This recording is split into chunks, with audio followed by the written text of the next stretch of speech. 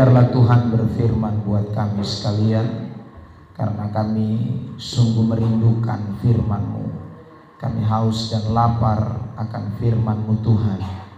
Biarlah Tuhan kenyangkan kami pagi hari ini dengan setiap kata kalimat pesan Tuhan yang Tuhan mau sampaikan kepada kami, sehingga kerinduan kami itu boleh mengalami kepuasan, dan kami semua yang pulang dengan kepuasan boleh menjadi berkat di tengah-tengah hidup ini.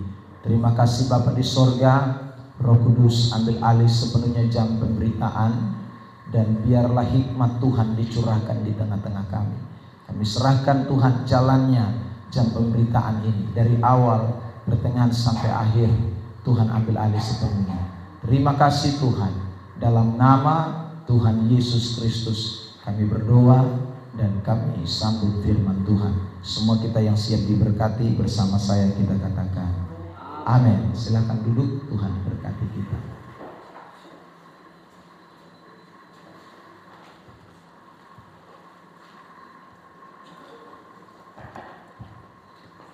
Baik, puji Tuhan. Shalom buat kita sekalian. Pagi hari ini kita akan kembali memperhatikan teks firman Allah yang kita masih soroti, yaitu di dalam surat Filipi pasal yang keempat, ayat yang ke-8 dan ayat yang ke-9. Filipi pasal yang keempat, ayat 8 dan ayat yang ke-9. Saya dan Bapak Mama Saudara akan membacakan teks ini bersama-sama di dalam hitungan yang ketiga. Filipi pasal 4 ayat 8 dan ayat yang ke-9.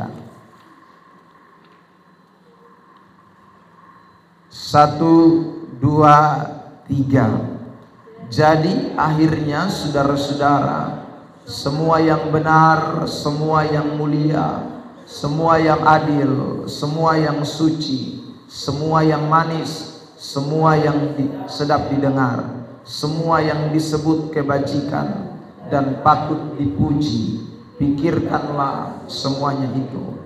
Dan apa yang telah kamu pelajari, dan apa yang telah kamu terima, dan apa yang telah kamu dengar, dan apa yang telah kamu lihat padaku, lakukanlah itu, maka Allah sumber damai sejahtera akan menyertai kamu.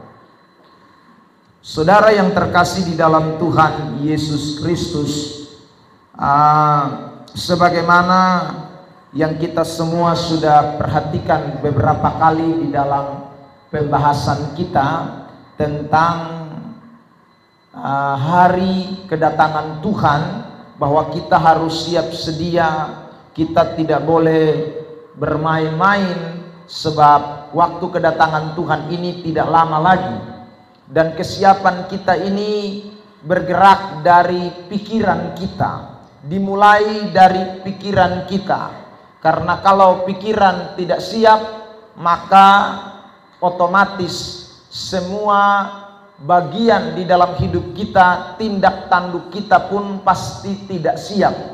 Karena pikiran kita itu, saya berkata berulang-ulang kali, adalah pusat dari seluruh pergerakan kita, atau di mana dari pikiran itulah muncul segala tindak tanduk kita, muncul segala perbuatan kita, semua action hidup kita itu dimulai dari pikiran kita. Tidak ada orang yang melakukan sesuatu tanpa dimulai dari pikiran. Saudara yang terkasih di dalam Tuhan Yesus Kristus, saya memberikan contoh, misalnya orang gila. Kenapa dia gila? Karena dia punya otak yang koslet dahulu, koslet lebih dulu. Ya. Kalau dia punya otak koslet, ya saudara, pasti dia punya tindakan juga koslet semua. Ya. Karena dia punya pikiran sudah stres, gila, maka saudara yang terkasih di dalam Tuhan, seluruh tindakannya juga menjadi gila. Jadi tidak ada orang gila, saudara, pun dimulai dari luar, tidak ada. Semuanya dimulai dari pikiran. Nah, Karena itu pikiran ini menjadi sentral. Pikiran ini menjadi topik penting yang perlu saudara dan saya sebagai gereja Tuhan, anak-anak Tuhan terus untuk mewaspadai. Karena Alkitab berkata dengan jelas dalam khotbah saya minggu lalu, 2 Korintus, saudaraku, mengatakan jelas bahwa ketika kita dipertunangkan dengan Kristus, maka iblis berusaha untuk menyesatkan pikiran kita. Iblis mau merusak pikiran kita dengan berbagai macam cara supaya kita punya tindak tanduk atau kita punya perilaku hidup, kita punya action itu menentang Tuhan atau tidak sejalan dengan apa yang firman Tuhan katakan. Nah, karena itu berturut-turut kita sudah memperhatikan bagaimana kita menjaga pikiran kita supaya benar, supaya mulia, supaya adil, supaya suci pada minggu yang lalu. Dan hari ini kita akan memperhatikan yang berikutnya, yaitu semua yang manis, dikatakan di dalam ayat 8. Dan karena itu saudara, saya memberikan tema atau judul khotbah pada kesempatan pagi ini, yaitu berpikir manis, ya. Berpikir manis. Minggu lalu berpikir suci, hari ini berpikir manis. Kata manis yang kita temukan di dalam teks ini ditulis dengan kata prospiles. Prospiles. Apa itu prospiles? Dari kata prospiles inilah muncul kata pilea, pileo. Nah, pilea atau pileo itu piles, itu artinya kasih, ya, kasih. Jadi kalau dikatakan prospiles itu berarti hal-hal yang menimbulkan kasih. Jadi orang yang berpikir manis itu adalah orang-orang yang berpikir bagaimana saya melakukan sesuatu yang wujudnya adalah kasih, yang menimbulkan kasih. Alkitab mengatakan kepada kita bahwa ada 2 jenis kasih yang kita harus nyatakan di dalam hidup kita. Yang pertama, kasihlah kepada Allah dengan segenap hatimu, dengan segenap jiwamu, dengan segenap akal budimu, saudara. Lalu yang kedua, kasihilah sesamamu manusia seperti dirimu sendiri. Nah, ini adalah 2 hal yang harus kita lakukan dalam hidup kita. Tapi bagaimana kita bisa menimbulkan atau prospiles atau menyatakan kasih itu, saudara? Maka itu dimulai dari pikiran kita. Harus dimulai dari pikiran yang manis, kata Paulus. Harus dimulai dari pikiran yang prospiles. Mulai memikirkan bagaimana saya bisa mewujudkan kasih kepada Allah. Bagaimana saya bisa mewujudkan kasih kepada sesama. Itu yang kita mau pelajari pada kesempatan ini. Nah, saudara yang terkasih dalam Tuhan, hal-hal apa sajakah yang bisa menimbulkan kita bisa melakukan atau mengerjakan kasih itu? Yang pertama, saudara yang terkasih, saya mengajak kita untuk memperhatikan teks ini. Yohanes pasal 1 ayat yang ke-16 terlebih dahulu. Yohanes pasal 1 ayat yang ke-16. Mari kita perhatikan teks ini, Bapak Mama, Bapak Saudara, dan sama-sama kita akan membacakannya dalam hitungan ketiga. Yohanes pasal 1 ayat yang ke-16. Begini bunyi firman Tuhan. 1, 2, 3. Karena dari kepenuhannya kita semua telah menerima kasih karunia demi kasih karunia. Perhatikan kalimat ini. Karena dari kepenuhannya. Jadi tanpa kepenuhan tidak ada timbul yang namanya kasih karunia di dalam hidup kita. Tanpa kepenuhan dari Allah, maka tidak ada seorang pun yang bisa hidup di dalam kasih kepada Allah. Tanpa saudaraku kita mengalami yang namanya kepenuhan dari Tuhan, kita tidak mungkin bisa mengasihi Allah dan tidak mungkin bisa mengasihi sesama. Jadi, saudara, hal yang kita mesti pikirkan sekarang atau prospiles sekarang adalah bagaimana Tuhan memenuhi saya. Tuhan memenuhi saya dengan kepenuhannya. Kepenuhan Allah itu harus menjadi bagian di dalam hidup saudara dan saya. Sebab tanpa kepenuhan Allah, maka tidak mungkin orang bisa menerima kasih karunia. Saudara, satu ayat lagi, Efesus pasal 3 ayat yang ke-19. Efesus pasal yang ketiga ayat yang ke-19. Mari jemaat kita membaca bersama-sama teks ini. Efesus 3 ayat yang ke-19. 1, 2, 3. Dan dapat mengenal kasih itu sekalipun ia melampaui segala pengetahuan. Aku berdoa supaya kamu dipenuhi di dalam seluruh kepenuhan Allah.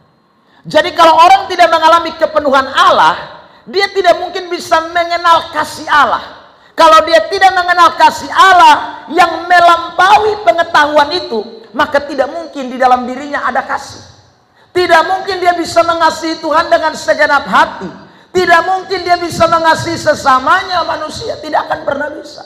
Karena yang membuat kita bisa mengenal kasih, memiliki kasih, itu karena ada kepenuhan kealahan. Saya ulang lagi. Ada kepenuhan kealahan yang dinyatakan dalam hidup saudara dan saya. Makanya Rasul Paulus berdoa kepada jemaat, untuk jemaat yang ada di Efesus. Tuhan, beta tahu lu pun kasih itu melampaui segala pengetahuan. Tapi beta berdoa supaya Tuhan engkau penuhkan mereka, engkau penuhkan jemaat dengan kepenuhan Allah.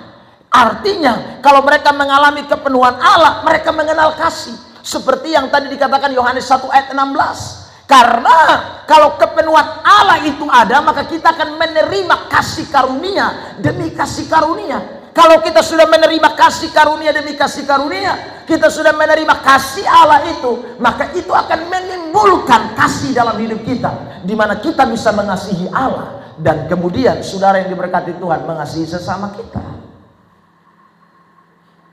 Nah, pertanyaannya adalah, apa itu kepenuhan Allah? Ya. Apa yang dimaksud dengan kepenuhan Allah sehingga kita harus mengalami itu kepenuhan?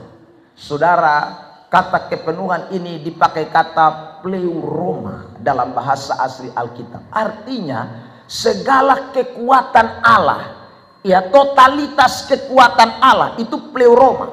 Jadi ketika Alkitab berkata bahwa kita dipenuhi dengan kepenuhan Allah, itu berarti semua kekuatan Allah kita dapat. Semua kekuatan Allah diberikan kepada kita. Semua kekuatan Allah menjadi nyata di dalam hidup saudara dan saya. Waktu kekuatan Allah itu ada di dalam hidup kita, maka kita mampu untuk menyatakan kasih. Karena di balik dari kekuatan Allah itu atau kasih itu, saudaraku, ada yang namanya kepenuhan Allah, pleuroma, ada kekuatan Allah, ada kuasa Allah yang masuk tinggal di dalam pribadi saudara dan saya. Sebab tanpa kekuatan Allah, Anda tidak mungkin bisa mengasihi Allah.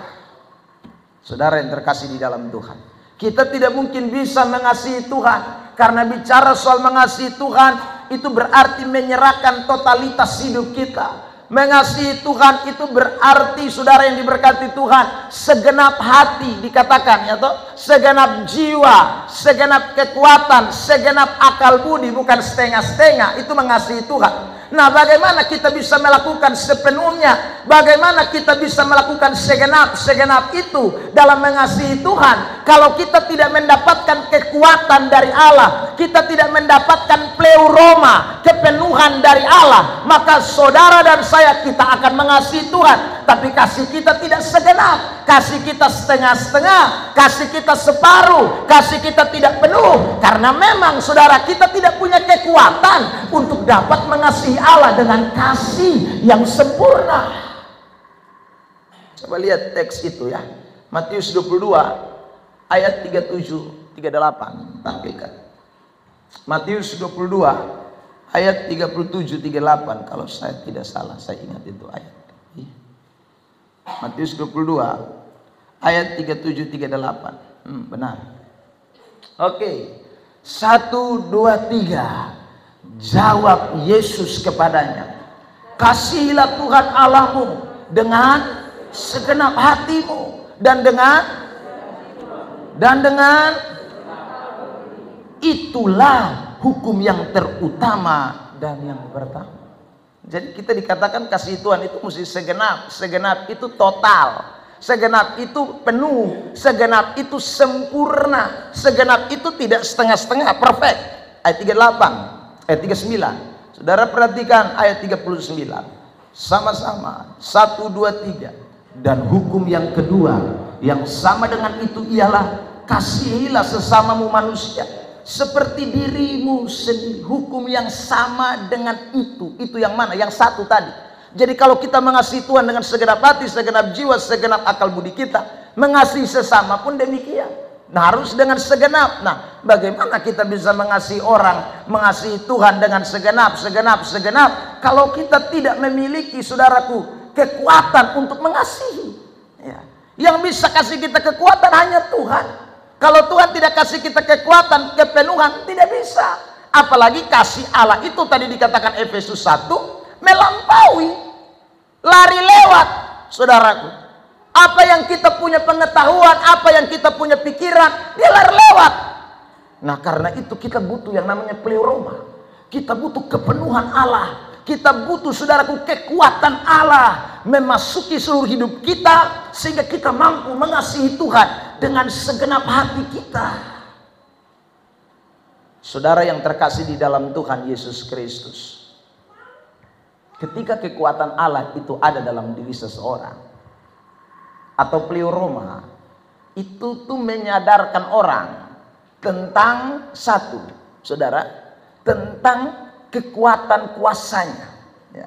Jadi kata pleuroma itu berkaitan erat dengan kekuatan kuasa Allah. Saya mau jelaskan rinci apa sebenarnya kekuatan kuasa Allah itu sehingga membuat orang bisa mengasihi Tuhan. Saya ulang lagi. Satu, ketika itu pleuroma itu atau kepenuhan Allah itu ada dalam hidup kita, maka kita akan mengenal Allah itu. Saudara, kita akan mengetahui Allah itu, bahwa Allah itu adalah Allah yang dahsyat, Allah yang mampu, Allah yang benar-benar kekuatannya itu luar biasa dalam hidup kita. Saya mau tunjukkan beberapa ayat bicara soal pleuroma atau kekuatan Allah ini. Misalnya di dalam 1 Korintus 10 ayat yang ke-26. 1 Korintus pasal 10 ayat yang ke-26. Begini bunyi firman Tuhan. Karena bumi serta segala isinya, dikatakan itu, bumi serta segala isinya adalah milik Tuhan. Ya. Kata segala di sana dipakai kata pleuroma. Artinya, saudara, bahwa semua yang ada dalam dunia ini itu kepenuhan, itu kekuatan Allah yang menguasai, yang menjadi milik Allah. Jadi tidak ada satupun di bawah kolong langit ini yang tidak menjadi milik Allah. Segalanya adalah milik Allah. Nah, saudara yang diberkati Tuhan, kepenuhan Allah itu berarti kekuatan Allah atas seluruh dunia yang diberikan kepada saudara dan saya, yang dinyatakan kepada kita sekalian. Jadi waktu kita mengalami kepenuhan Allah atau kekuatan Allah, itu kita menyadari pikiran kita dibukakan, pikiran kita mengetahui, pikiran kita paham bahwa ternyata semua yang ada di dalam dunia ini milik Tuhan. Semua yang ada di dalam dunia ini milik Allah. Itu orang yang mengalami kepenuhan Allah. Orang yang mengalami, saudara, yang namanya pleuroma. Dia tidak lagi menyadari bahwa oh, ini karena saya, ini karena saya punya pekerjaan, ini karena saya punya kekuatan, ini karena saya yang berusaha. Bukan. Tapi orang yang mengalami kepenuhan Allah, dia punya pikiran, diubahkan cara pandangnya untuk melihat bahwa segala sesuatu yang ada di dalam dunia ini milik Tuhan. Kalau saudara menyadari bahwa semua yang ada di dalam dunia ini adalah milik Tuhan, ya, pleuroma, maka mustahil kalau kita tahu ini milik Tuhan, lalu kita tidak mengasihi sang pemilik itu, saudara. Kalau kita tahu semua ini adalah milik Allah, milik Allah, milik Allah, milik Allah, milik Allah semua, saudara yang diberkati Tuhan. Rumah milik Tuhan, mobil milik Tuhan, motor milik Tuhan, nafas milik Tuhan, Ya, makan milik Tuhan. Semua yang kita dapati milik Tuhan, milik Tuhan. Nah, saudara, kalau kita tahu ini semua milik Tuhan, adakah mungkin saudara tidak mengasihi Allah? Orang yang tidak mengasihi Tuhan itu hanya merasa bahwa segala sesuatu di dunia ini itu bukan milik Tuhan. Sekalipun mungkin dia tahu itu milik Allah, tetapi sesungguhnya dia tidak mengimani, dia tidak memahami, dia tidak merasakan kepenuhan kealahan itu sebagai Allah sumber daripada segala-galanya dalam dirinya. Orang tidak bisa mengasihi Allah kalau dia belum menyadari ini. Makanya saya mau berikan contoh kasus ini. Saudara lihat ya, Yohanes pasal 21. Yohanes pasal 21 ayat yang ke-14 mulai. Yohanes pasal 21. Yohanes pasal 21 ayat yang ke-14. Mari silakan dibacakan buat kita. Yohanes 21. Itulah ketiga kalinya Yesus menampakkan diri kepada murid-muridnya sesudah ia bangkit dari antara orang mati. Ayat 17. Silakan.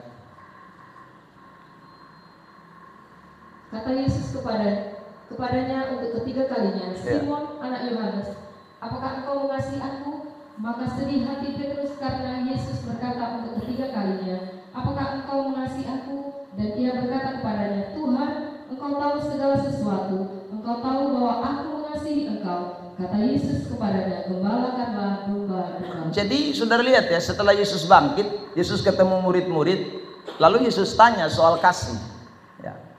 Tapi waktu Yesus tanya soal kasih, dia tanya bukan satu kali. Tadi ayat 17 bilang dia tanya 3 kali. Dan waktu dia tanya 3 kali, saudara sekarang perhatikan ya, ayat yang ke-15 ada pernyataan eksplisit yang Yesus sampaikan kepada Petrus waktu dia tanya soal kasih. Lihat ayat 15, silakan dibacakan. Sesudah sarapan, Yesus berkata kepada Simon Petrus, Simon anak Yohanes, apakah engkau mengasihi aku lebih daripada mereka ini? Sampai situ. Lebih daripada mereka ini. Mereka ini, saudara, ini berkati Tuhan sebenarnya tidak menunjuk kepada pribadi manusia, tidak. Tetapi kata mereka ini menunjuk semua yang ada di sekitarnya, yaitu manusianya, perahunya, ikannya, karena mereka lagi sarapan pada waktu itu. Semua yang ada di situ. Jadi Yesus itu tunjuk, Petrus, apakah kau mengasihi saya lebih dari semuanya ini? Semuanya ini, semua yang mana? Semua yang milikku ini, semua yang aku punya ini. Perahu yang kau punya itu saya punya. Tuhan mau ngomong begitu seolah-olah ya. Sudah jala yang kau punya itu saya punya. Ikan yang tadi kita makan, ikan goreng yang tadi kita makan, itu juga saya punya. Sekarang saya tanya, kau mengasihi aku lebih dari semua yang saya punya ini? Atau kamu mengasihi saya setengah-setengah? Setengahnya ke perahu, setengahnya ke jala, setengahnya ke ikan goreng, setengahnya ke murid-murid yang lain, baru setengahnya ke saya. Semua yang kamu punya sekarang ini milik saya loh. Semua ini punya saya. Apakah engkau mengasihi aku, Petrus? Saudara yang terkasih di dalam Tuhan Yesus Kristus. Jadi Tuhan mau kasih tahu sama Petrus, ini kepenuhan Allah. Ini yang namanya pleroma. Jadi kalau cara pikir kita diubahkan oleh Tuhan, saudara, kepenuhan Allah itu masuk di dalam pribadi kita.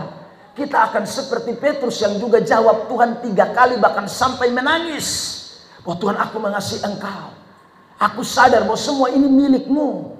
Semuanya ini milikmu. Bahkan waktu Yesus bilang, gembalakanlah domba-dombaku, bukan domba-dombamu. Domba-dombaku milikku juga, milik Tuhan juga.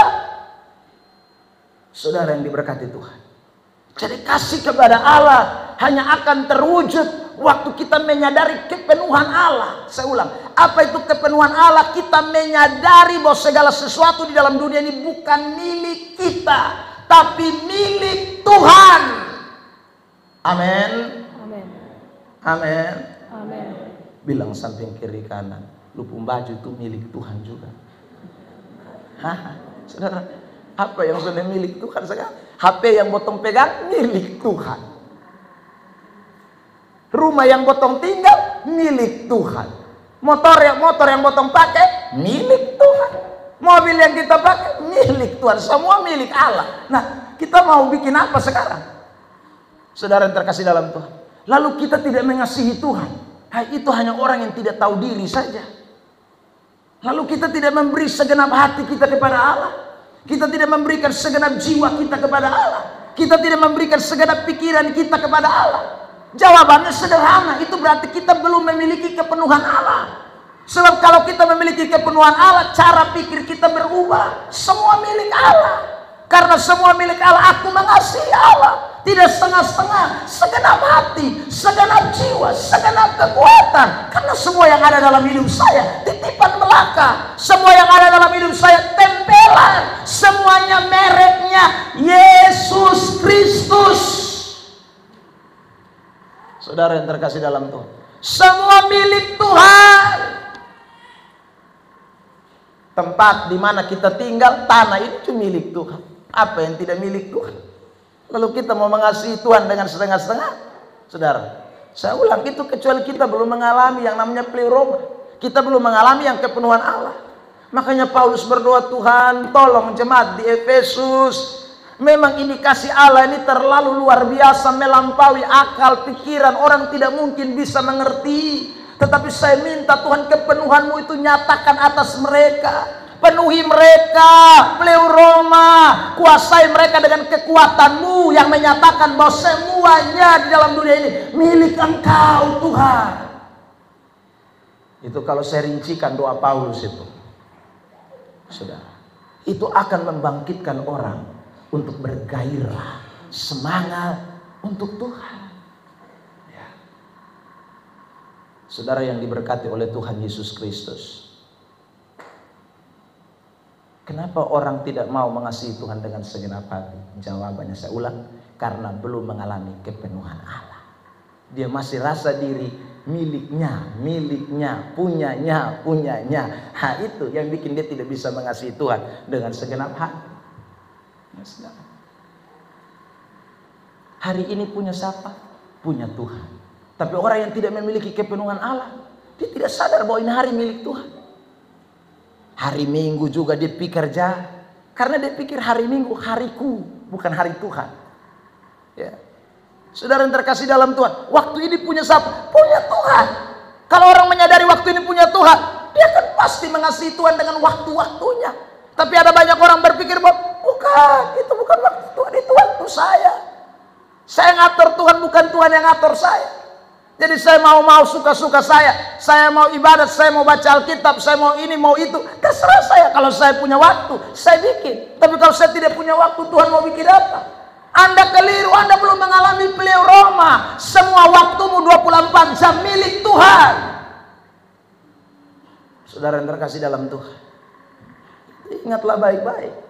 Jadi tidak ada hidup dalam hidup ini yang tidak milik Allah. Semua milik Allah. Jadi kita ini cuma dititip. Makanya penulis Ibrani mengatakan kita ini cuma perantau.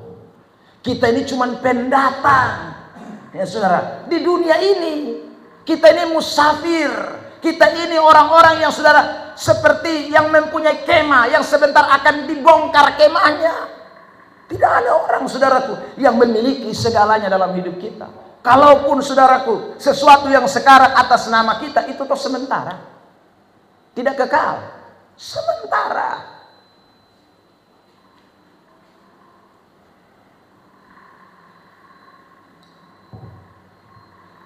Saya punya kakak yang baru meninggal.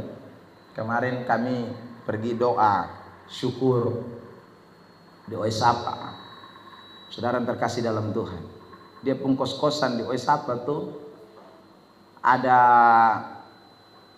mungkin sekitar 15 apa 16 kamar. Ya saudara, itu dia pun kos-kosan di Oisapa dengan tanah cukup luas. Ya. Kalau dia masih mau bangun kos-kosan lagi, mungkin bisa saya hitung-hitung itu ya bisa 50-60 kamar. Itu kalau selantai baru di bawah saja. Kalau dia bikin lantai 2 mangkali ratusan kamar. Saudara, tetapi sekarang persoalannya adalah dia sumati. Ya. Istri di Malang juga tinggal di rumah. Ya saudara. Anak hanya 2 orang, tambah 1 anak angkat. Anak angkat sudah jadi pendeta di Bali. Anak yang nomor 2 kerja di bea cukai. Anak yang nomor pertama, saudara, ada di Metro Jaya, pangkat kapten, masih muda, saudara, punya jabatan. Saudara yang terkasih dalam Tuhan, ya. Sekarang itu tanah dan itu rumah di Wesapa, di bapak kecil atau di adik yang tinggal. Saudara yang terkasih dalam Tuhan, waktu meninggal omong itu, di anak dong susun pusing lah, kok hanya tanah sepotong dengan itu rumah. Ya saudara yang diberkati. Kemarin saya dengar lagi mau diurus lagi karena bab tua beli tanah juga di Alor sana. Ya. Nah anak 3, semua ada pekerjaan. Itu tanah mau buat siapa? Tanah di Alor, tanah di Malang, saudara. Di Malang itu punya kebun lagi. Ya. Istri justru tua. Nah mau bikin apa lagi semua saudara? Saudara, semua titipan. Tapi banyak orang tidak sadar. Masa hidupnya dia tidak sadar. Ya saudara, ada begitu banyak orang tidak sadar. Saya berikan contoh real, orang-orang yang sudah meninggal. Ya. Supaya kita ini jangan fokus kepada apa yang ada di dunia ini, tapi coba fokus mengasihi Tuhan dengan segenap hatimu. Karena semua ini milik Tuhan, suatu saat diambil kembali. Suatu saat saudaraku, termasuk napas hidup kita diambil pulang. Nah kalau napas sudah ambil pulang, semuanya otomatis hilang. Semuanya otomatis. Makanya saya selalu bilang, Anda tidak urus balik nama pun orang yang hidup akan balik nama. Ya. Dengan sendirinya. Kalau anak-anak tidak peduli, saudara yang lain akan ambil. Ya. Itulah hidup ini. Itu fakta, itu real. Dan itu terjadi di semua kalangan. Saudara yang terkasih dalam Tuhan. Ya. Karena itu kita jangan lupa selagi kita masih hidup ini, coba kita mengalami kepenuhan Allah. Sehingga fokus kita, pikiran kita sudah benar-benar pikiran yang manis. Pikiran yang saudaraku mikir soal kasih kepada Allah. Tuhan, bagaimana kasih saya kepada Tuhan hari ini? Tambah jauh atau tambah dekat? Tambah setia, tambah menyenangkan Tuhan, atau tambah justru kendor? Tambah jauh. Saya selalu ulang-ulang kalimat dari pendeta Chris, saudaraku, seorang pendeta tua. Ya. Dia mengatakan begini, saudara. Kalau engkau membaca Alkitab, bukan Allah yang mengasihi engkau, tetapi engkau yang tambah mengasihi Tuhan.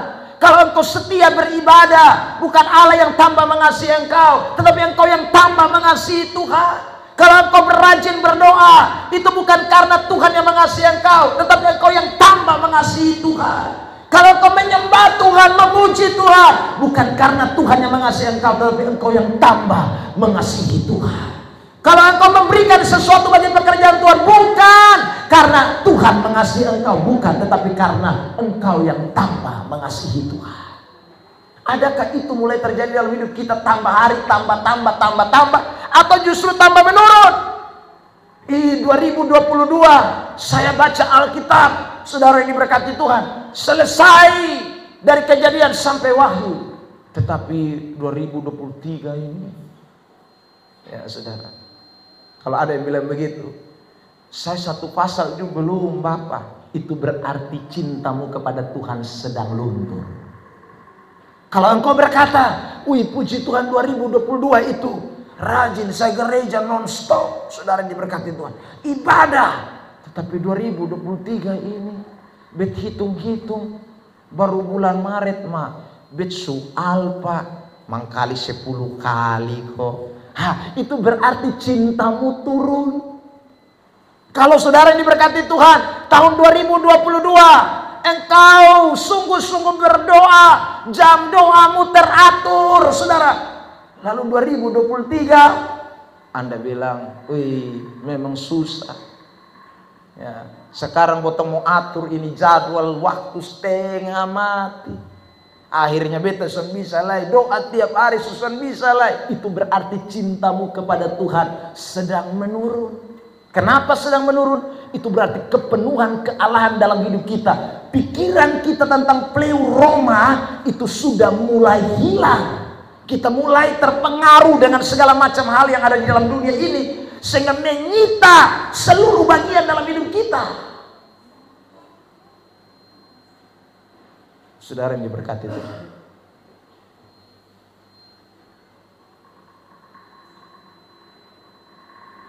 Kemarin saya khotbah di salah satu persekutuan doa.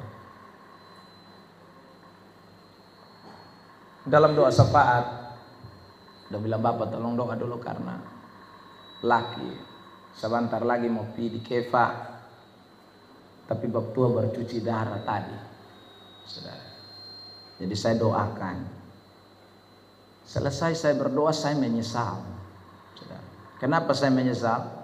Waktu di dalam mobil istri bilang begini, Bapak, kotong ada ibadah, ma bab tua ada tidur di belakang, kau main HP, saudara. Karena istri saya bawa Evelyn pi buang air di belakang. Ya. Laki-laki yang kita doakan ada cuci darah, tapi kepala batu juga. Ibadah di depan rumah, ma dia tidur di sofa belakang, main HP. Saya dalam hati, coba tadi saya jangan doa kasih dia baik, kok dia napas putus cepat. Ya sudah. Ya sudah. Orang kok tidak hargai sama sekali tuh. Tuhan kasih kesempatan hidup lu cuci darah, ma Tuhan masih kasih waktu san lu tuh. Harusnya Tuhan terima kasih ya. Walaupun cuci darah, Tuhan masih kasih beta kesempatan. Orang tambah mesti bersyukur tuh. Tapi ini karena tidak memiliki kepenuhan Allah. Otaknya tidak diisi dengan kepenuhan Allah. Kalau orang tidak diisi dengan kepenuhan Allah, dia pikir sudah anggap biasa saja. Ya. Orang mau beribadah, batareak segala macam, orang tidak peduli. Saudara yang diberkati Tuhan, satu persekutuan doa sudah dibuka di Oibobo. Itu saya yang buka bersama dengan tuan rumah. Saudara, makanya saya tiap bulan pasti ada jatah khotbah di situ.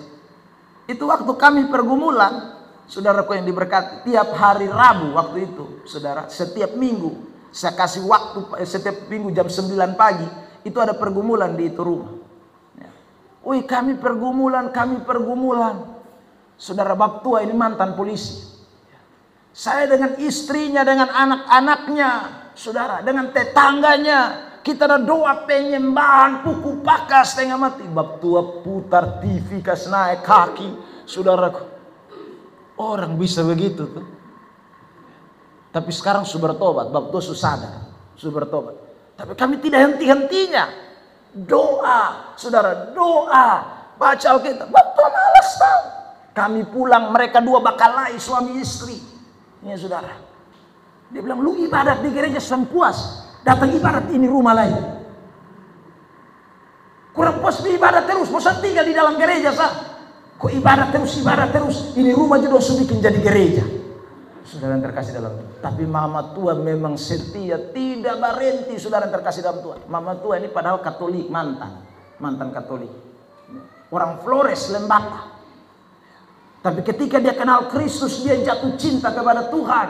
Dia beri hidupnya total untuk Tuhan. Dia pergumulan tidak habis-habis, henti-henti. Dan terus. Akhirnya laki sadar, bertobat. Sekarang setiap ibadat Rabu, saudara persekutuan doa di rumahnya. Bab tua siap alat semua, yang hubungi telepon beta kalau minta khotbah, Bapak Pendeta. Beta bilang Tuhan membaik luar biasa. Orang ini baru sadar kepenuhan Allah bermasuk di dia. Dulu dia sama sekali tidak mau, saudara yang diberkati Tuhan, menolak. Karena dia merasa mungkin semuanya kok sudah jelas, dia anggap dia punya kekuatan lebih, segala macam lebih. Ya. Orang kalau belum sekali lagi mengalami kepenuhan Allah, cintanya kepada Tuhan akan ada batasnya. Tidak mungkin segenap, tidak mungkin sepenuh, tidak mungkin seutuhnya. Karena itu hari ini sebagaimana doa Rasul Paulus, saudara pun dan saya doalah supaya tiap hari Tuhan penuhi saya. Pikiran saya dikuasai oleh kepenuhan Allah, kekuatan Allah, supaya saya jangan merasa bahwa semua yang ada dalam dunia ini milik saya, tapi semuanya adalah milik Tuhan. Beri tepuk tangan yang terbaik buat Tuhan Yesus Kristus. Saudara, kepenuhan Allah yang kedua itu bicara soal sifat-sifat Allah. Ya. Jadi kata pleuroma itu bicara soal sifat-sifat Allah. Bedanya sifat Allah dengan sifat kita itu ada pada satu kata, maha. Kalau Allah itu maha kuasa, kita tidak maha kuasa, tapi kita diberi kuasa. Kalau Allah itu maha kasih, kita itu punya kasih, tapi tidak maha kasih. Kalau Allah itu, saudara yang diberkati Tuhan, maha hadir, kita tidak maha hadir, tapi kita bisa hadir. Nah itu kita. Kalau Allah itu sifatnya, saudaraku, maha pemurah, maka kita tidak maha pemurah, kita pemurah juga. Ya saudara, ini sifat Allah. Jadi kasih, murah, kuasa, saudara, kelembutan, pokoknya banyak sifat-sifat Allah. Itu semuanya harus menjadi bagian dalam hidup kita. Itu pleuroma namanya. Itu yang namanya, saudara, orang yang memiliki kepenuhan Allah. Sifat-sifat Allah itu menjadi bagian dalam hidup kita. Saya ulang, yang dibedakan cuma dia maha, kita tidak maha. Kita cuma mahasiswa. Ya. Tidak maha lain, hanya mahasiswa saja. Ya saudara. Karena itu kakak sepupu saya main gila. Kalau kau mahasiswa, tapi kau pun otak tidak seperti mahasiswa, lebih kau jangan jadi mahasiswa. Mahasiswa itu artinya dia pun otak lebih dari siswa-siswa yang lain. Harus lebih dari siswa SMA, lebih dari siswa SMP, lebih dari siswa SD. Itu baru namanya mahasiswa. Berpikir lebih jauh, saudara, lebih matang. Itu maha. Ya. Nah Tuhan dengan kita bedanya cuma satu, maha. Tapi kita mampu melakukan semua sifat-sifat kealahan. Kalau Allah memenuhi kita dengan kasihnya, memenuhi kita dengan pleuromanya, kepenuhannya. Jadi kalau kepenuhan Allah itu menjadi bagian hidup kita, maka semua sifat-sifat Allah itu tertransfer dalam hidup kita, masuk tinggal dalam hidup kita, ada dalam hidup kita. Itu namanya orang yang mengalami kepenuhan Allah. Sehingga orang yang mengalami kepenuhan Allah, ada sifat Allah di dalam dirinya. Saudara, kalau orang tidak bisa mengampuni orang lain, itu tanda dia belum mengalami kepenuhan Allah. Karena sifat Allah itu mengampuni. Tapi kalau kau tidak bisa mengampuni, berarti kau tidak mengalami yang namanya pleuroma, kepenuhan Allah. Saudara yang terkasih dalam Tuhan, itu sifat Allah. Ya.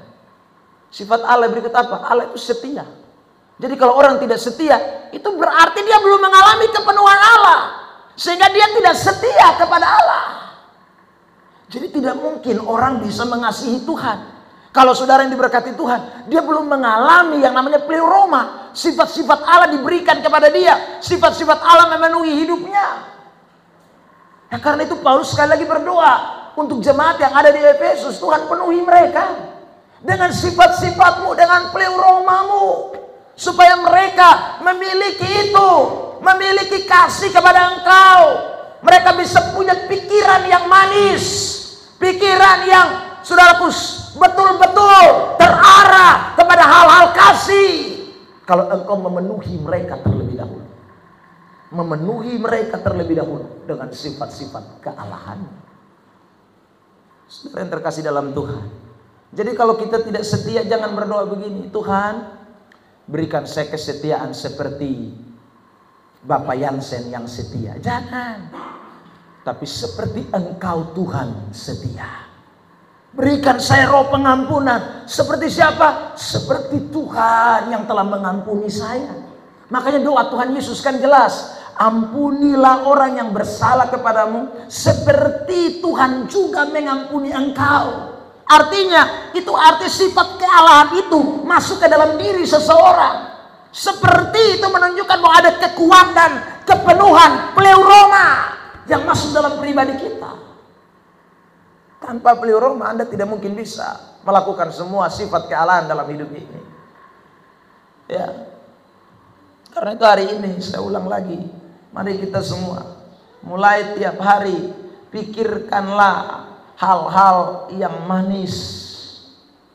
Kapan itu bisa terjadi? Hal-hal yang bisa mewujudkan tentang kasih itu, ya, atau prospiles itu, ya, hal-hal yang manis, prospiles itu bisa terwujud dalam hidup kita. Sekali lagi, kalau setiap hari kita minta kepenuhan Allah. Satu, kepenuhan Allah itu bicara soal kekuatan kuasa Allah, sifat-sifat Allah yang membuat kita bisa setia kepadanya. Yang kedua, saudaraku yang diberkati, kata kepenuhan Allah itu bicara soal bagaimana karya sifat Tuhan itu di dalam pribadi kita, sehingga membuat kita bisa terus melakukan yang namanya mengasihi Tuhan dengan segenap hati.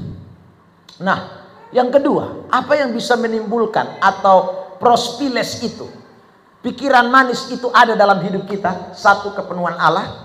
Dua, saudara yang diberkati Tuhan, adalah penderitaan. Penderitaan itu akan membuat kita akhirnya punya pikiran manis, atau pikiran yang, saudaraku, tentang kasih. Kalau tidak ada penderitaan, orang tidak akan, saudaraku, memiliki yang namanya kasih itu. Tidak bisa mempunyai pikiran yang manis. Karena saudara yang diberkati Tuhan, kasih itu muncul ketika seseorang ada di dalam penderitaan. Kasih itu, kasih yang sempurna, kasih yang luar biasa itu akan nyata waktu kita ada di dalam penderitaan. Mari kita lihat 1 Petrus 2 ayat yang ke-19 dan ayat yang ke-20-21. 3 ayat. Saya mau ajak jemaat Tuhan kita membaca ayat ini. 1 Petrus 2, 19, 20, 21. 1 Petrus 2, 19, 20, 21.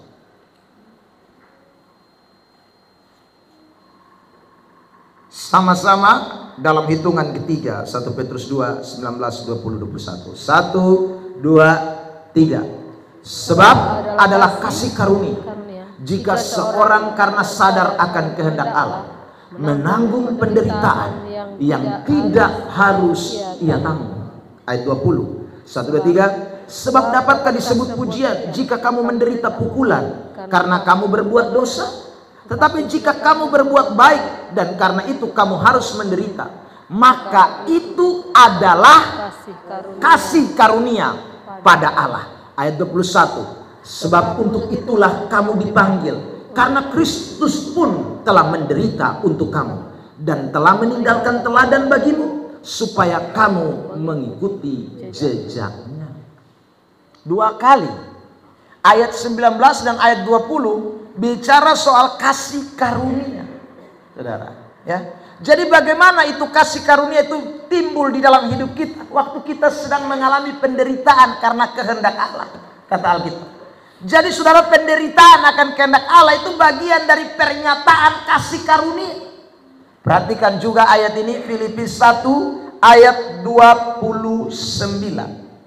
Filipi pasal 1 ayat 29.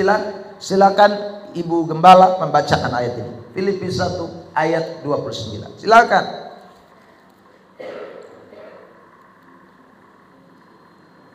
Sebab kepada kamu dikaruniakan bukan saja untuk percaya kepada Kristus, melainkan juga untuk menderita untuk Dia.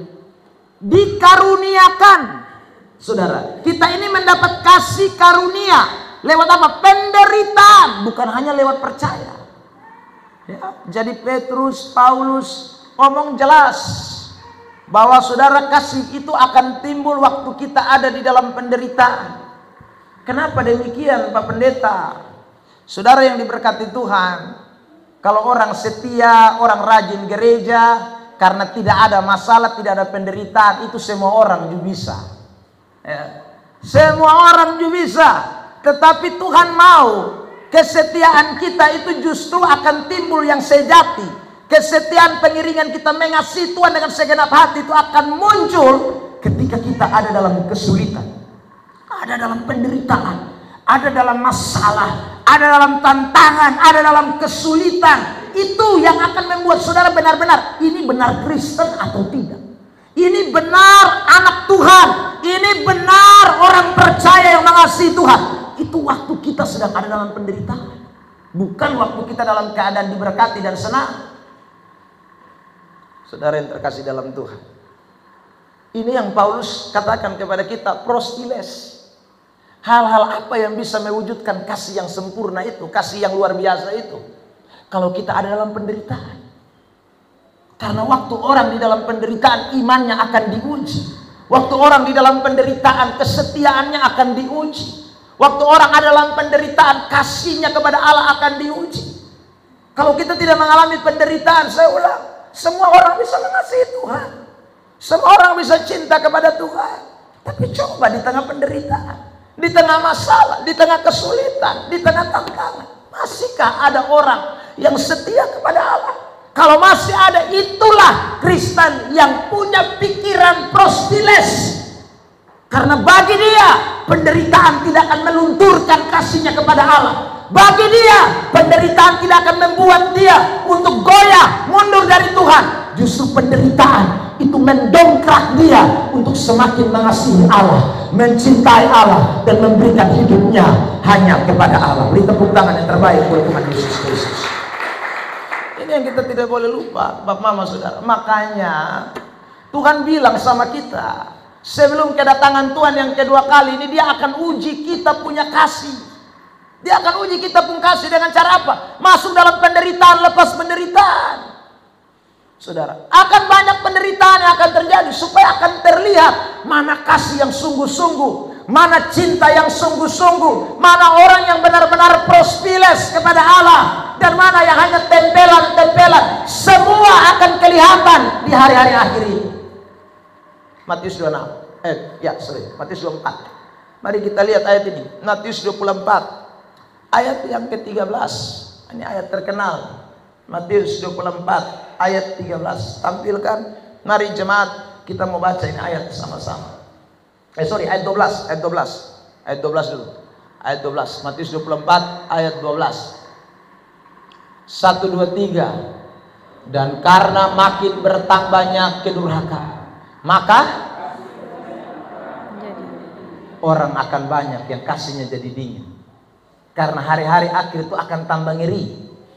Kejahatan tambah banyak, penderitaan tambah banyak. Kalau kita baca di Matius 24 kan, minggu lalu saya sudah baca sebagian juga, mulai dari ayat pertama dan seterusnya. Saudara, kita akan ketemu dengan banyak hal. Mulai dari nabi palsu, Yesus palsu, ya, kelaparan, ketelanjangan, aniaya, pedang, semua akan kita alami. Tapi saudara ingat baik, kalau saudara dalam Tuhan, maka penderitaan itu justru akan semakin menggenjot kita. Dongkrak kita tambah naik. Karena saudara, penderitaan itu alat yang Tuhan pakai untuk memurnikan siapa yang benar, sejati, dan mana yang palsu. Mana yang sungguh-sungguh dan mana yang tidak, itu dimurnikan lewat penderitaan. Sebab kalau tidak ada penderitaan, tidak ada orang bisa tahu. Saudara yang terkasih dalam Tuhan, kalau tidak ada penderitaan, maka orang tidak pernah tahu mana Yudas, mana Petrus, mana Yohanes. Orang tidak tahu, orang pikir semua 12 murid. Semua ikut Tuhan, semua melayani Tuhan. Tapi waktu penderitaan datang, keluar mana yang asli dan mana palsu, mana yang sejati dan mana yang tempelan, kelihatan. Saudara yang diberkati Tuhan. Makanya Alkitab selalu bicara soal pemurnian itu seperti emas dan perak yang ditempa dengan api yang dinyalakan 7 kali panasnya. Ya, saudara. Kenapa? Karena waktu api kalau kasih panas itu perak dan emas, maka yang asli itu akan kelihatan, yang palsu akan hangus buang, akan gosong, akan jadi hitam. Saudara, yang asli lu bakar, dia tambah mengkilap, dia tambah menyala. Saudara yang diberkati Tuhan. Atau sebaliknya, kalau saudara taruh emas di lompor, dia tetap emas. Di istana dia tetap emas, tapi imitasi. Di lompor dia berubah warna, dia hilang, dia pudar. Dia hanya bisa jadi kelihatan seperti emas kalau dia ada di istana. Saudara yang terkasih dalam Tuhan,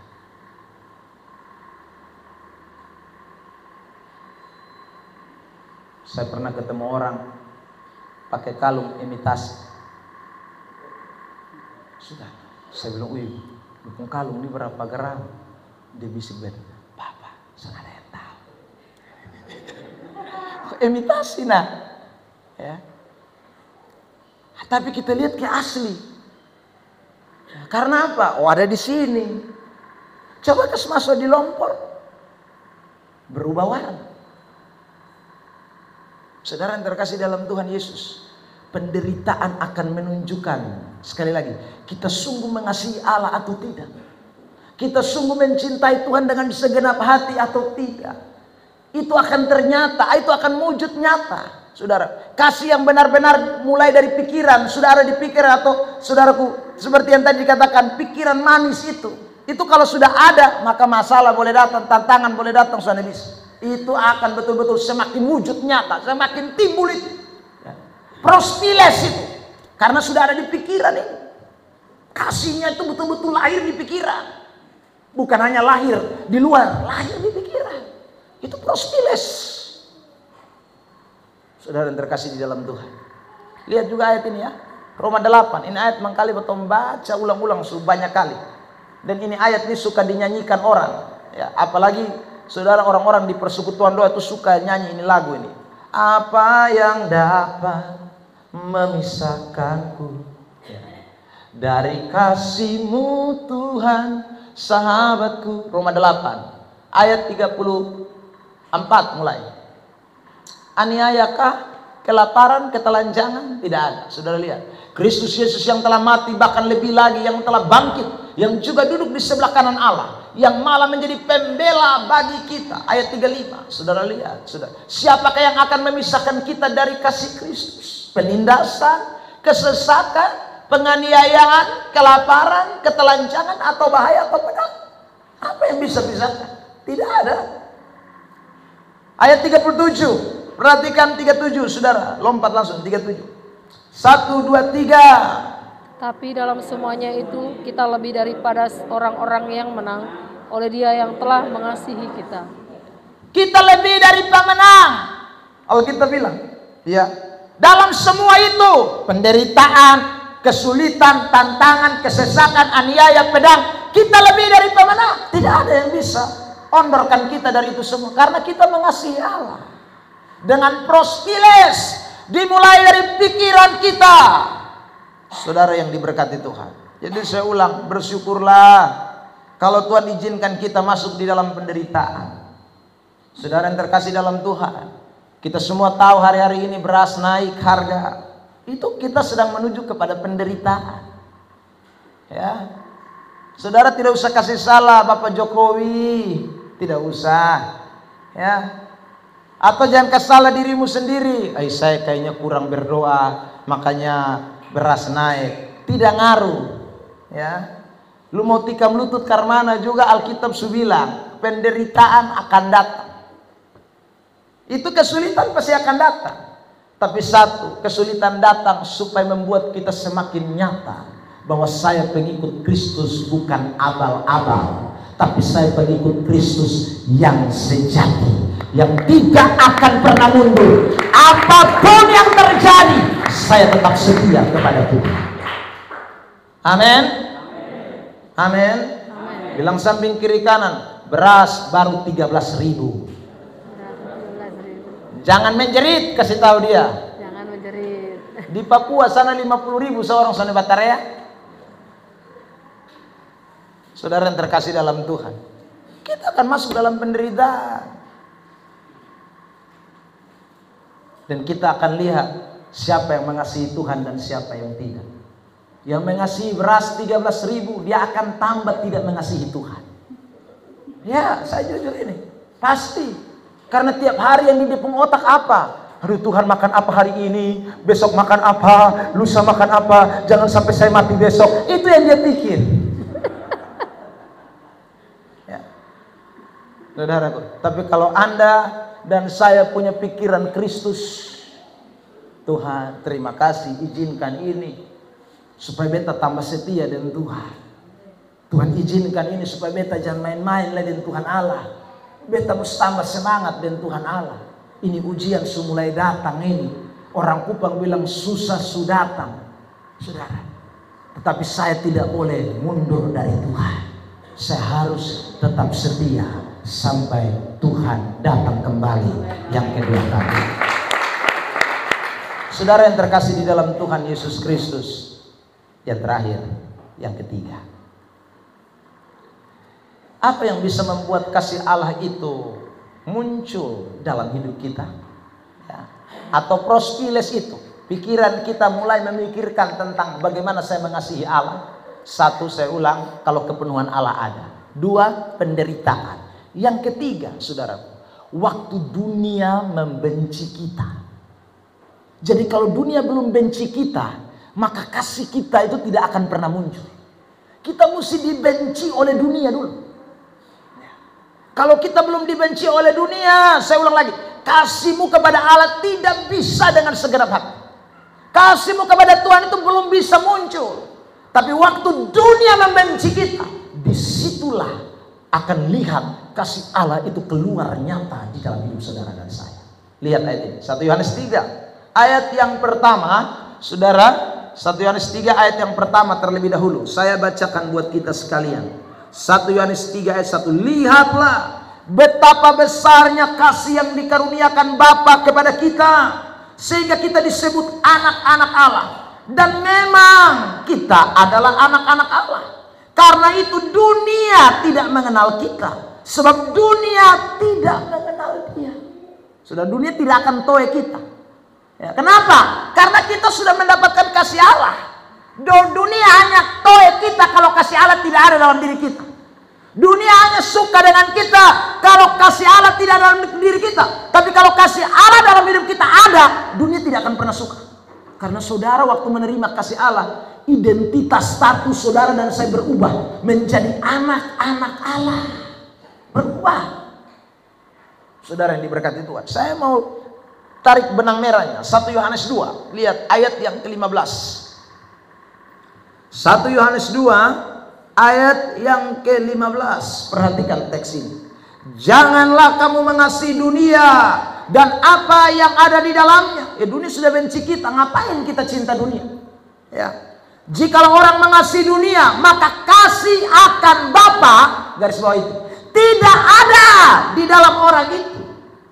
Jadi kalau orang masih bakonco dengan dunia, Tuhan, kasih Allah tidak ada dalam diri. Saudara yang diberkati Tuhan. Karena orang kalau punya kasih Allah dalam diri, dunia benci. Dunia tidak senang, dunia tolak. Karena kita juga tidak mau mengasihi dunia.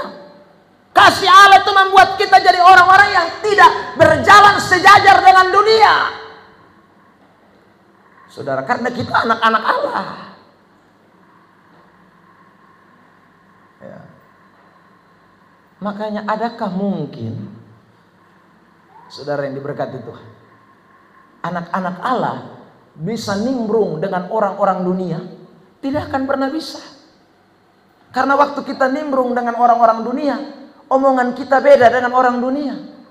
Saudara, omongan kita rohani, orang dunia tidak rohani pasti. Makanya tidak akan pernah baku cocok. Orang dunia ketemu dengan orang rohani tidak baku cocok. Jadi kalau orang rohani ketemu dengan orang dunia masih cocok, itu berarti bukan orang rohani. Itu sama-sama dunia. Itu sama-sama setan. Saudara yang diberkati Tuhan.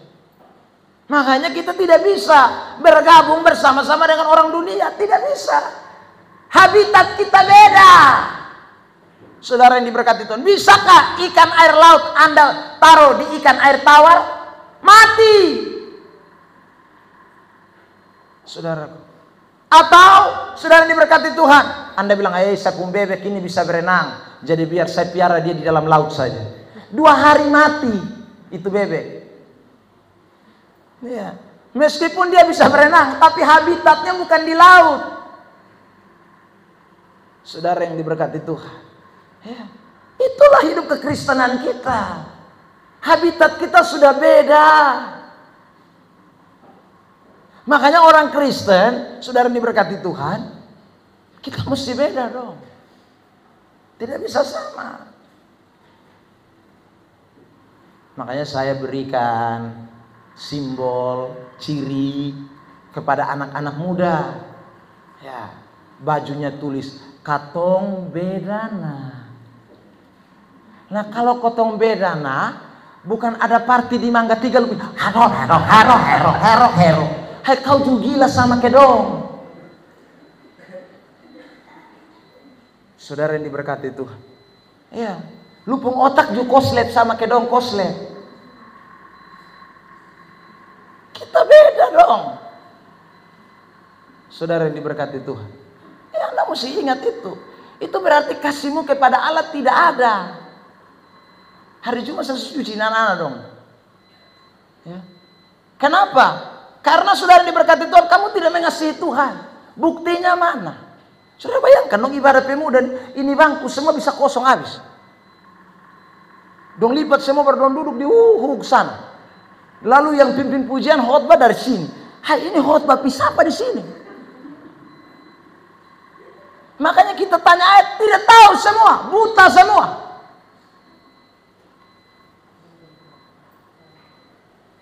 Saudara, makanya saudara kesetanan. Ya, makanya kasih ingat, saudara yang terkasih dalam Tuhan. Yang kita ini beda. Kalau Anda soal mau beda, Anda orang dunia. Soalnya bisa gabung dengan anak Tuhan, soalnya bisa. Saudara belum lupa itu ayat yang Paulus omong dalam 2 Korintus. Terang bisa bersatu dengan gelap. Soalnya bisa. Kalau mau terang, terang. Gelap, gelap. Makanya Tuhan bilang, keluar kau dari antara mereka. Soalnya bisa gabung. Saudara yang terkasih dalam Tuhan. Ya. Jadi kalau saudara dapat undangan, justru seleksi. Ya, boleh tidak kita diundang ke pesta? Boleh. Bisa selalu omong makan habis pulang. Itu anak Tuhan. Selesai. Menghargai orang. Saudara. Kalau ibadah ucapan syukur, saya selalu biar gemit, saudara diberkati Tuhan. Kalau sudah terlambat saya tidak pi. Saya pi kan untuk dengar firman, bukan untuk makan. Kalau di rumah juga ada makanan. Saudara yang diberkati, dengar firman dari awal. Lonceng 3 bunyi, besok berangkat. Saudara, duduk dengar firman. Mau majelis yang khotbah, kosak pakok, pokoknya dengar. Karena tujuan ibadah itu. Habis makan, fuik hilang. Ya saudara, karena habis makan itu kan acaranya subeda. Itu acara duniawi, acaranya orang-orang yang tidak sejalan dengan kita. Waktu kita angkat kaki, dong ngomong pasti. Dong rasa diri ke dong suci. Mungkin dong ngomong begitu, terserah, dunia pasti benci kita. Dunia pasti tidak akan setuju dengan kita. Alkitab sudah bilang kok. Karena memang dunia tidak kenal. Yang buat saya tidak bisa duduk tahan, kenapa? Kasih Allah yang ada dalam diri ini, yang sudah diberikan kepada saya, itu yang bikin saya tidak mau gabung, bukan karena sok-sokan. Ya karena kasih Allah itulah yang timbul dalam diri kita. Justru pertanyaannya besar, kalau kita gabung di satu, itu ada kasih Allah atau tidak? Karena Alkitab bicara kepada kita, kalau ada kasih Allah dalam diri saudara, Anda harusnya dibenci dunia. Dibenci. Saudara yang terkasih dalam Tuhan. Ya. Di awal-awal khotbah saya sudah bilang, kalau Anda lihat orang minum, duduk, Anda bilang saya makan, dia pun tolakan. Tahu usah, dia pun tolakan, dia tahu usah makan. Kalau lu kepengen makan tolakan, pi bunuh babi di rumah kau makan toh. Kurang apa? Ya saudara. Pi habis itu lu bunuh 1 ekor, lu duduk sendiri, EOT, dan kopi susu, baru lu mulai tolakan pelan-pelan. Aman kan? Kalau lu rasa 1 ekor terlalu besar, lu undang lu pun kawan dong. Mari kok kita tolakan dulu di rumah. Datang kita rame-rame tolakan. Undang saya juga kepengen tolakan. Ya. Saudara yang diberkati Tuhan. Iya, itu kita beda. Saya bikin diri sama. Saudara yang diberkati Tuhan. Ingat baik-baik. Nona-nona juga begitu. Saya selalu pesan. Ya. Kalau orang dunia keluar malam caklalele kiri kanan, lu jangan. Jaga diri. Lu orang yang punya kasih Allah. Kasih Allah itu membatasi engkau supaya engkau tidak jadi orang dunia.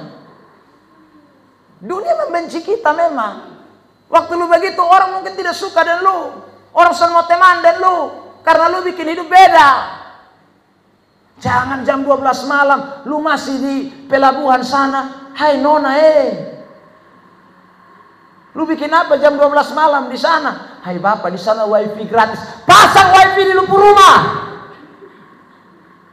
Kalau usah mampu, jangan paksa diri. Saudara yang terkasih dalam Tuhan, ada orang hanya wifi gratis, son jelas di sana. Siapa mau tanggung jawab kalau kamu tiba-tiba diraba orang dan segala macam, diperkosa? Dunia ini kan sedang jahat-jahatnya. Saudara yang diberkati, hanya gara-gara wifi gratis lu kasih lu pun tubuh gratis di orang. Mau? Saudara yang terkasih dalam Tuhan. Jadi jangan jadi Kristen yang kepengen mau sama ke dunia. Kita beda. Saya ulang lagi, Anda sudah beda. Kita sudah beda. Makanya saya ini selalu omong nih hari-hari ini nih, saudara. Saya heran ada orang yang sudah bertobat, sudah jadi pendeta baru bisa tato ulang. Itu yang Pamela bilang nakal terlambat. Kita nakal dulu. Ini sudah jadi pendeta baru nakal. Lu baru. Ini lu baru gila nih. Saudara. Jadi kalau kita sudah ada dalam Tuhan, jangan lagi. Sehari cuma saya bilang, kalau seandainya bisa baptis 2 kali, Anda saya baptis ulang dan saya kasih minum air 1 jergen penuh, baru saya kasih keluar dari dalam air. Iya. Ini persoalan saya bisa baptis ulang. Lu baptis itu kan baptis tanda pertobatan. Bertobat itu artinya lu semua den dunia lain. Kalau belum mau den dunia, masih mau den dunia, jangan dulu serahkan hidup den Tuhan. Lu bermain dulu den dunia. Saudara terkasih dalam Tuhan, kalau sudah serahkan hidup untuk Tuhan, mati den Tuhan. Jangan setengah Tuhan, setengah dunia, setengah Tuhan, setengah dunia. Itu bikin apa itu? Saudara yang terkasih dalam Tuhan, sudah terlanjur basah tuh basah terus. Jangan mau basah kering, basah kering. Saudara yang terkasih dalam Tuhan, nah itu ingat baik-baik. Jadi jadilah orang-orang Kristen, anak-anak Tuhan yang sungguh-sungguh tahu kita punya identitas. Tuhan suka kasih beta, kasih di dalam beta pun diri. Kasih itu membuat orang suka beta. Kasih itu bikin beta jadi beda. Kasih itu bikin dunia benci. Itu kasih Allah. Nah itu yang tiap hari taruh di kita pun otak. Prospiles. Itu yang namanya prospiles. Hal-hal yang mewujudkan kasih kepada Allah. Jadi kalau itu belum ada, saya ulang, Anda tidak mungkin bisa mengasihi Allah. 3 hal ini jangan lupa. 1, kalau saudara mengasihi Tuhan Allah, saya ulang lagi, biarkan kepenuhan Allah itu menguasai hidup saudara. Ingat, kepenuhan Allah itu berarti 1, kuasa kekuatan Allah, semua milik Tuhan. Yang kedua, sifat-sifat Allah. Yang kedua, saudara terkasih dalam Tuhan, bagaimana supaya hal-hal kasih itu wujud nyata dalam hidup kita waktu kita menghadapi penderitaan. Syukurilah kalau Tuhan izinkan kita ada dalam penderitaan, itu membuat kita semakin murni, semakin luar biasa. Saudara ini berkati. Choir sudah tidak ada lagi. Daripada kamu pigoyang di sana, kamu choir. Itu hari mau Valentine, itu saudara terkasih dalam Tuhan. Suruh choir laki-laki dong, semua mau semua. Biar perempuan dong sayang choir. Tahu-tahu dong pi choir di lain. Choir di gereja saya mau, choir di lain mau. Kita pun penari tamborin dong sekarang susah ada lain. Kenapa dong? Alasan Bapak kita subesar, kotong goyang nih nanti kotong malu. Tapi dong pun TikTok dong.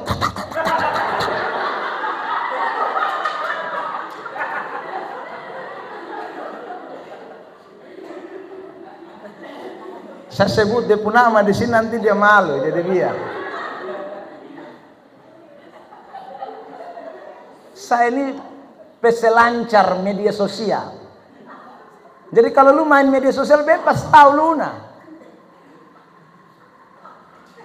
Ya.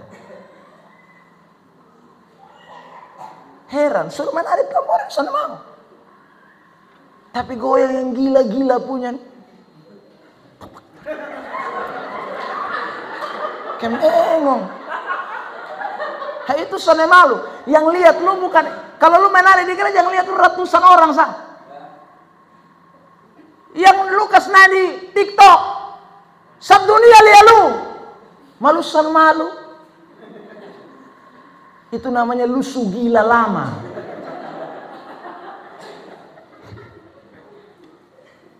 Saudara yang terkasih dalam Tuhan. Lusu gila lama. Masa sadar. Menyanyi untuk Tuhan misalnya mau. Nah ini karena kasih kepada Allah tidak ada. Kalau kasih kepada Allah ada, Anda tidak model begitu. Tidak ada. Main TikTok salah, boleh. Saudara. Main Facebook salah, boleh.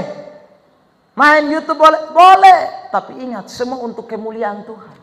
Karena TikTok pun milik Tuhan. Facebook pun milik Tuhan. YouTube pun milik Tuhan. Jadi kalau kau tahu itu semua milik Tuhan, kau akan buat untuk kemuliaan bagi nama Tuhan, tidak untuk yang lain-lain. Saudara yang terkasih dalam Tuhan.